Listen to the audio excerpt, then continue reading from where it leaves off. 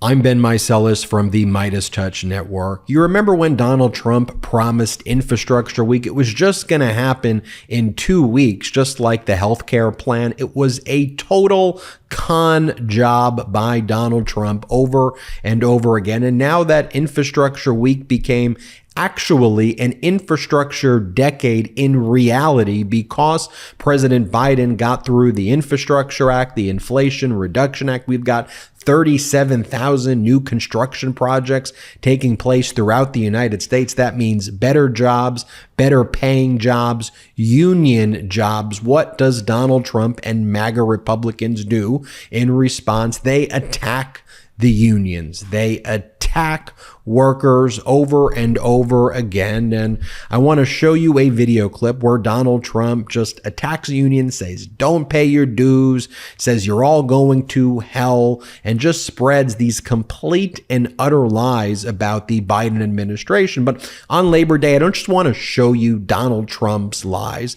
I actually want to go, as we always do when we make these comparisons, though, I want to go directly to the source. I want to speak to the general president of the Laborers International Union of North America, LIUNA, and I want to ask him. His name is Brent Booker. Let's get the facts. Let's learn about what the Biden administration is actually doing for workers, and if you are a worker, what you can be doing to take advantage of the Infrastructure Act and all of these jobs that are now available because of these various projects. So first, let me show you what Donald Trump is saying. Here, play this clip. You're going to hell, and your bosses are leading you right down the tubes. You shouldn't pay your fees. They get these big fees from all of their workers. And it doesn't matter how bad they are, they'll endorse a Democrat, even though the Democrat's selling you down the tubes. You shouldn't pay those dues. You should not pay your dues because they're selling you to hell. You're going to be going to hell. You're not going to have any jobs. All those cars are going to be made in China. Every one of them. You can forget it, Michigan. You can forget it, South Carolina. You can forget it, everybody. All of those cars are going to be made in China. Okay, that's what Donald Trump is saying. And again, it's always this, I'm the only person who can fix it. You trust me, trust me. You've bankrupted everything your entire life. You've screwed workers your entire life. You didn't pay workers what they deserve their entire life. You stiff people on bills. That is your legacy, no matter where you've gone. Place to place to place to place. And then you did that with our country. And then you held out this hope, Infrastructure Act, it's just coming, Infrastructure Week. And you did absolutely nothing. All right, let me bring in my interview that I did very recently with Brent Booker, General President of LIUNA, the Laborers International Union of North America. I want to get his take so we can compare. Let's bring in that interview. I'm Ben Meiselas from the MeidasTouch network. Jobs, jobs, jobs. Good paying jobs, better working conditions. This, to me, is one of the, if not the most important issue as we approach the 2024 general elections. And I know there are a lot of people out there who want to confuse and distract the American people and talk about culture war issues or talk about just utterly insane things like, is the Barbie movie a communist plot? Is Mr. Potato Head too woke? This Disney film, that. In my view, that is all to distract from an agenda out there by billion-dollar interests to try to harm workers, to try to harm you. And I don't know about you, but when I was watching that GOP debate, and you can go and take a look at the hot take that I did where I covered the debate, I saw constant attack on unions, constant attack on workers, and they tried to kind of package it up in a way that was like, no, we're fighting for the work. No, you're fighting against unions. You're therefore fighting against workers. I want to bring in one of the foremost experts to talk about jobs, jobs, jobs. Brent Booker, General President of LIUNA, Laborers International Union of North America, founded in 1903, now with over 500,000 members, on its way to 1 million members. Welcome to the show, Brent. Ben, thanks for having me. Look forward to having a conversation. So, where I started with this is I see unions. I mean, it's not a news story being under attack by very wealthy interests to try to harm the worker, to try to pilfer from the worker. There's been a little bit of an adjustment in that strategy, I think, injecting more this kind of culture war nonsense. Gas stoves are being taken away, crap. Like, what do you make of the current zeitgeist right now, though, and the attack I think that workers are under?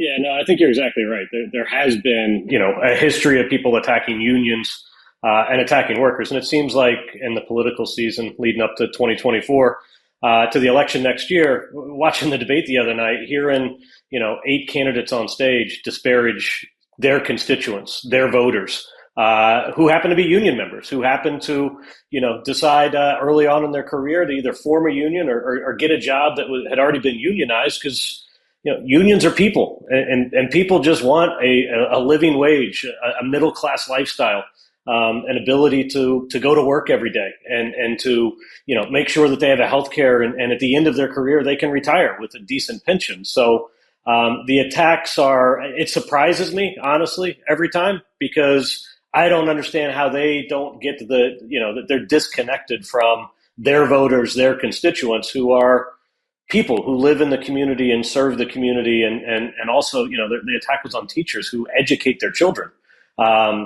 That's not who Americans are. That's not who we are. That's certainly not who the laborers are. So what can you do? What is LIUNA doing? What are the brother and sister organizations doing, though, to let the voters know what's really going on here? I have to tell you, when I have, a lot of politicians on, or former politicians on from certain swing states, one of the things that they say is that, despite the fact that the GOP is attacking their constituents, sometimes this culture war BS distraction stuff, works and is getting people to vote against their interests, to vote against their jobs, to vote against their wages, to vote against their working conditions. So what? So that their CEO can maybe just trickle down, if you're lucky, after they buy the 6th yacht, maybe the worker will be able to then afford half a month's mortgage. Like, if you put it if you gave the people these issues in referendum form, hey, you want better working conditions, you want better jobs, you want to improve yourself and your family, or give the billionaire another yacht, how they'd vote. So, but they're voting against their interest a lot. So how do you win the communications war here, Brent? Yeah, we have to meet our members where they're at. We have to go to the job sites, go to local unions, to the local meetings, to go to our memberships in the community, and talk to them and just give them the facts, right? A lot of people get their information on cable news, on social networking and things like that. And we've got to build our presence there. We've got to do more things like we're doing today, right? Talking to you, getting to an audience that maybe we don't reach on a daily basis, and inform them and educate them. Look, unions approval ratings are at an all-time high. Young people want to be in a union. And we just have to talk to them. We have to communicate to them. We have to talk to our current members, and we have to talk to our future members about what being in a union family is all about, and a sense of belonging, and a sense of being there. We're putting a whole lot more emphasis on social media, and getting out there and doing short videos talking about what it's a day like being a laborer. Whether you're a construction laborer, whether you're a public employee, whether you're a mail handler, to educate and inform and show people as to what the union advantage is, what it's like being a union laborer day in and day out. We've got programs, apprenticeship readiness programs, that we're reaching out to the underserved communities, to veterans, to women, to minority communities, to say, come into our family, come into LIUNA. And we just have to talk to them day in and day out. We can't talk to them just around an election. We have to have two-way communications, and we got to talk to our members, our future members. We also have to listen to them and hear what they have to say, and then advise and come up with policies to make sure that our organizing efforts meet our members where they're at, and meet our future members where they're at, and break through the noise of cable news, and just give our members the facts. They trust us as their leaders. All of our polling shows that, and that's because we just give them the facts and talk to them about, what is important to the union, to us as union leaders, and to them as union members. LIUNA has recently endorsed Biden-Harris for 2024 president and vice president, and it's not because they're Democrats. It's not, you don't look at it and go, okay, who's the Democrat in this race? I mean, you look at it, frankly, I think the same way that we look at it here on the MeidasTouch network. I could care less if someone has a donkey logo or someone has an elephant logo. The bottom line is who's doing things for the constituents, who's doing things for the workers. And what, as President Biden likes to say, look, don't compare me to the almighty, compare me to the alternative. So maybe we do that here because politics is about choice. And so when you're speaking to your 500,000 members and you're on your way to 1 million members, what is the message that you and your brother and sister organizations are telling people when you're trying to make the case? Look, let me just give you the facts. Here's what's happened already with Biden-Harris, and let me compare that to what has happened before. Here's the data. Now make your informed choice. Can you make that case for us right now and for everybody watching? Yeah, and that's exactly what I have to do, what we have to do as union leaders, is to just communicate all of the great things that Joe Biden, Kamala Harris, and this administration has done for us. And the first thing that Joe Biden did for the laborers and for the labor movement was appoint Marty Walsh as Secretary of Labor. Marty's a longtime member of Laborers Local 223 in Boston, former mayor of Boston, and a working class hero. And as Secretary of Labor in the 2+ years he was Secretary of Labor, the policies that he changed, that he influenced as a pro-worker, Department of Labor. And the last administration certainly didn't have anybody in there with a union card in their book, let alone a laborer's card. So, right out of the gates, the first thing he did was put one of our own members in, as Secretary of Labor, and the American Recovery Plan was the next thing he did, right? And that gets overlooked, and we talk about it frequently with our membership. One of the components of the American Recovery Plan, American Recovery Act, was a pension reform bill. And the last 3 administrations have been talking about pension reform and shoring up the defined benefit pension plans. No fault of these plans. It's a lot of government rules and regulations that got us in the place that we were at. But Joe Biden and this administration, infused a solution to make sure that any of those pension benefits that our members have worked their entire career for, if there were any issues, that this administration shored up those. So we got a Secretary of Labor, we got shoring up of pension plans, and the next thing he did was bipartisan infrastructure. $1.2 trillion in infrastructure, repair and replace, roads, bridges, tunnels, broadband, rebuilding this country. We historically got graded, C-, D+, D- in our infrastructure compared to the rest of the world, which is not a place where Americans want to be. It's certainly not a place where the laborers or I want to be. And having a 10-year investment of $1.2 trillion, where, again, you compare this to the last several administrations and the last administration who talked about infrastructure week, infrastructure month, this president's delivered an infrastructure decade, in a bipartisan fashion that's going to create opportunities for, again, our current members and our future members for the next decade or longer. And he wasn't done there, right? We were like, okay, that's great. We would have gotten these 3 things done, and that would have probably earned our endorsement, any one of those things alone. And he doubled down with the Inflation Reduction Act. As our economy goes to, clean economy using renewables with solar, with wind, hydrogen hubs, and things of that nature, this bill makes sure that those are going to be not just good jobs, they're going to be good union jobs. And we've heard the president say that time and time again. He's not afraid to say the word union because he knows what that means. He knows that unions deliver, we are the middle class, and he is, betting on the middle class to rebuild our infrastructure. And then as we transition, into renewables, to make sure that those jobs are not just good jobs, that those are union jobs and that they're paid prevailing wages, and that we use registered apprentices to do that. And then the last thing he did, was the CHIPS and Science bill. again, this is, bringing back manufacturing to this country. We saw, what the impact through COVID and with a global shutdown in these chips plants, that are majority of them in South Asia. When they shut down, we weren't able to get goods and products. And to, have this bill infuse cash back in the United States to have manufacturing so that, number one, these plants are going to be built with union labor, paying prevailing wages, using apprenticeship, using, local hire community, people in the community to build the plant. They're going to create good union jobs, permanent jobs, and bringing manufacturing back here so that, God forbid we ever get in a situation like we were for the last 2 or 3 years, that we actually have domestic capability, made in the USA products, made by union labor, made by Americans. So you put all of those together, and it was a no-brainer for us to endorse Joe Biden and Kamala Harris. He's had our backs, and we just have to communicate that to our members and make sure that they understand the things that he's done for them. And many of them are working on projects today as a direct result of his fingerprints, this administration's fingerprints on legislation, and making sure that those jobs are not just jobs, but they're union jobs.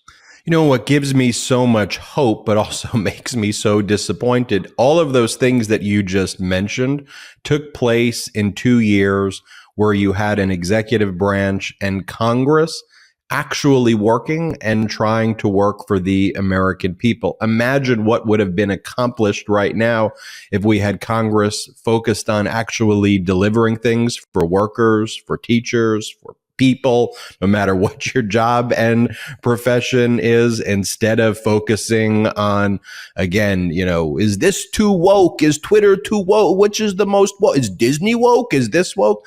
I mean, I think the people that you represent are waking up in the morning wanting to make sure that they can pay their mortgage, that they have a good paying job, that they are proud of, that they're working with dignity, instead of saying, is Princess Leia, is she too woke today? I mean, it's beyond absurd. So tell me about this march to 1 million members, though.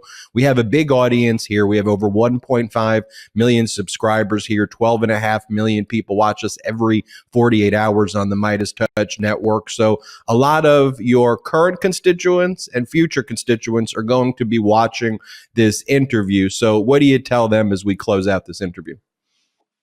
LIUNA is a family, and it's a family atmosphere when we go to work. Look, we represent at the Labor's International Union construction workers, right, in the United States and Canada. We also represent public employees. We also represent mail handlers, and there's opportunities for young people. That we call it the other 4-year degree. Many people go to college, they have debt, they're not sure where they want to go, where they want to land, what the job market is out there. We have an opportunity for us, you said it earlier, we had just over 500,000 members today, and by the time I'm done, my goal is to have 1 million members, and that's a real goal. That's and I'm going to do it through holding myself and our other leaders accountable, and having our membership hold us accountable. And we're going to organize like never before. We're going to get out there and talk to young people who already, have a sense of belonging, who want to belong to a family, who want to belong to a union.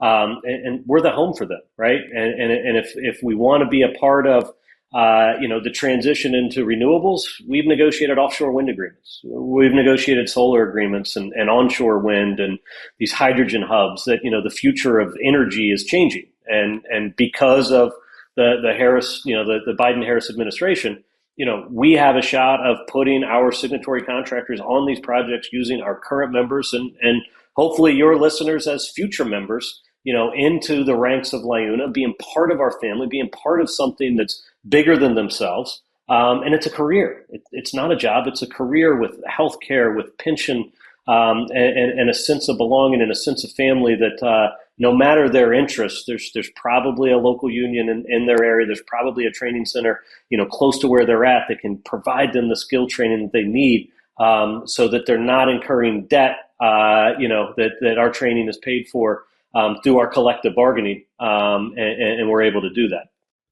Well, Brent, you're in the arena. LIUNA's in the arena for the American people. I see the famous Theodore Roosevelt speech behind you right there, one of my favorites as well. Could people go to any website, or if they want more information, where can they go? Where could they contact LIUNA? Yeah, so we're on all the socials at LIUNA Builds, on our website, liuna.org. I've got my own Twitter account at GP Brent Booker that's highlighting, where we're going and how we're going. So give us a like, give us a follow. And if you want information, go to liuna.org and you can get in contact with us. And if, like I said, if somebody's looking for a home, if they're looking for a career in the construction industry or any other industry, we would love to welcome you to our family and show you what our family's all about. Brent Booker, General President of LIUNA, thanks for joining us today on the MeidasTouch Network. Thanks for having me. I really appreciate it. And folks, I thought it was so critical that we look at that together on Labor Day and reflect on the advancements of what's taken place under the Biden administration. Those are the facts. Do me a favor, follow LIUNA. Their handle is at LIUNA, LIUNA. Follow that right there. And also, if you can, follow Brent Booker as well, the General President of LIUNA.